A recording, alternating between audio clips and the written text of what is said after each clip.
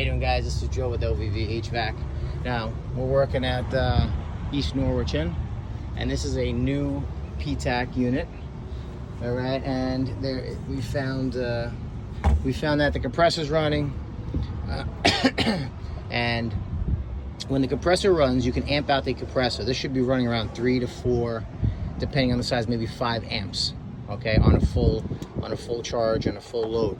This is running at 1.5. Okay, so what that means is that there's not enough refrigerant in the system for the compressor to compress. So it's not working half as hard if there's, say, a quarter of the refrigerant, okay, in this system here. So it's got nothing to compress, so you're not gonna have any amperage. Okay, the more refrigerant, the more it's gonna work, the more it's gonna squeeze refrigerant inside the cylinder, and it's going to give you more amperage, more work. Okay, so we pulled it out.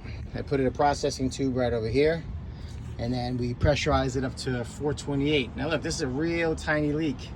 You see how it's kind of going down every 10 seconds it's going down 100th. So it's not a huge leak. However, when I put this in the truck, I noticed that there was a little oil right over here in the spot. That's what happens. Normally where there's a leak, normally where there's oil, there's a leak. Or if you see, it's like it's collecting a lot of dust. You see how it's a little dusty right here? Okay, I'm not sure if you can see it, but even over here, you can see there's a lot of dust there, right? If it was dry, the dust wouldn't collect onto the pipe. But because it's got oil on it, okay, oil residue, it collects all the dirt and dust. So whenever you're looking for a leak, all right, if you see an oil spot or a dirty spot, a lot of times that's where you can find it. So what we do is we pressurized it. So I got my tank right there. We're up to 428. All right, and now look over here. See that bubble? I see it. I'm sure you guys can see it too. Bubbles, baby. See how it's even on the side. Oh, look at that, even better. Bubbles all on that side. Okay, right there. Let's wipe that down again. So what we're going to do is we're going to resolder a little bit of this spot here. Right there.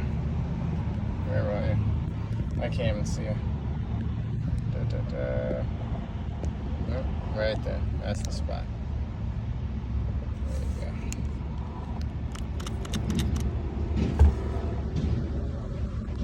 You see it, guys?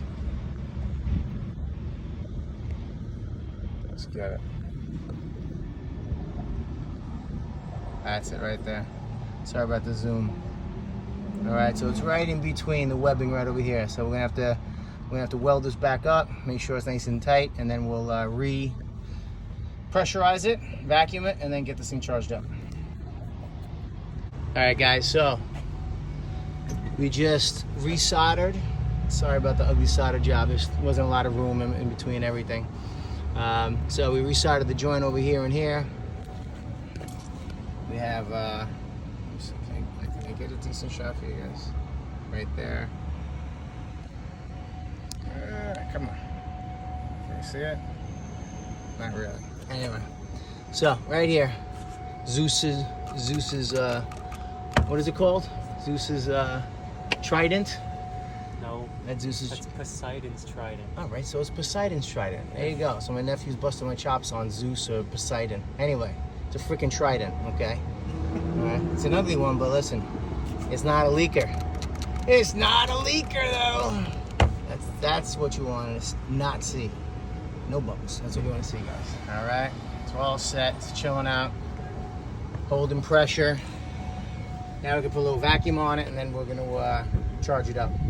All right, it gives you the exact amount of ounces. It's something like maybe like 16 ounces, maybe 1 pound or 2 pounds max. You weigh it in because these are critical charge. All right, so that's really it. Pressurize, find the leak, solder it up, repressurize, make sure you're good, and then you could do the little vacuum for a couple minutes, and then you can charge it back up and slide it back in so you don't have any more problems. All right, guys. Enjoy. See you next time.